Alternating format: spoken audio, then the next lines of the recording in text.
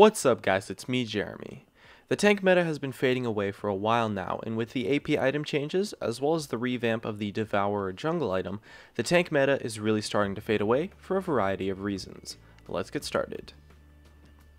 So the first reason as for why the tank meta is declining is that the powerful tank champions have been receiving steady nerfs. Many tanks had really strong kits that were loaded with crowd control and damage, and when the overpowered tanks got nerfed, tanks were put in a spot where their strength was based on the power of tank items alone being super strong. Now, tank items in general are quite powerful since they're cheap to build compared to offensive items, and the way that tank stats interact with a kit is quite powerful. The longer you can stay alive for in a fight, the more damage you can put out as a whole, since it's going to take a lot longer to kill you, so you have more time to deal damage, and thus you can end up putting out quite a bit of damage with just your base stats when you have a full tank build, simply because it will take so long to kill you in a fight. So in that sense, building tank does actually increase your damage, which makes the concept of a tank item extremely powerful. And since other items don't really do that, the trade-off that other AD items have is that they scale off of each other quite well. For instance, if you have an Infinity Edge and you pick up some attack speed, the value of that attack speed is a lot higher because of the attack damage that you get from the Infinity Edge, while AP items tend to provide a large amount of utility, or with an item like Rabadon's, scale off each other as well. Meanwhile, tank items have diminishing returns on resistances, so although armor and magic resistance scale well with health items, buying something like 2 armor items makes the armor you get from the second item less valuable, since the damage reduction does have a diminishing return. And so with patch 5.13, the introduction of Devourer and the new AP items has done a lot to hurt the strength of tanks. Devourer is a crazy strong damage item right now, and results in a build that has a very high amount of sustained damage that is also mixed damage, and so it does a great job of melting tanks quite quickly, and reduces the strengths of their itemization options versus a Devourer jungler, due to the mixed damage aspect of increasing attack speed while also giving magic damage on hit.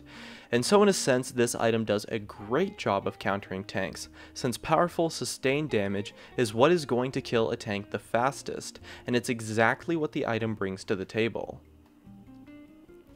As well, the new AP items are quite strong versus tanks, since they are just a lot stronger in general, and tanks tended to be crazy strong versus magic damage, since AP damage champions tend to not really have sustained damage at all, and are much more burst oriented, so a tank could survive the burst quite easily, especially with an item like Banshee's Veil. But with the new AP items like the new Liandry's and the new Rylai's, which is great for kiting tanks, as well as a higher AP Rabadon's and better power spikes, the huge advantage that tanks had on AP champions has shrunk by a reasonable amount, and so that's a pretty big strength that tanks had that's been somewhat thrown out the window now in favor of some really strong mid-game mages that are great at kiting tanks due to the crowd control in their kits and the large amount of utility within AP items such as Rylai's and Zhonya's.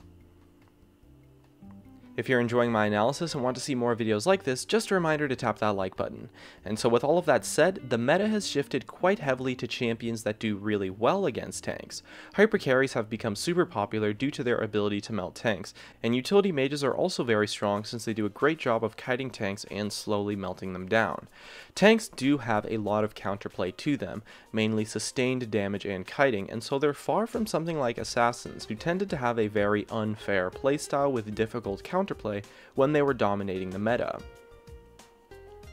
And so now we are experiencing a meta shift. It's hard to say where it will be headed next, but with Sated Devourer and the new AP items giving very strong power spikes, I think we will see a meta that is focused quite heavily around the mid game, since that is what I see as pretty strong right now on the most recent patch. In a mid game meta, it's power spikes and burst damage that shines through, as well as strong initiations, and so champions that fit that role should be able to have a strong showing. I don't know for sure, but that looks to be where it is headed, barring any major changes from Riot.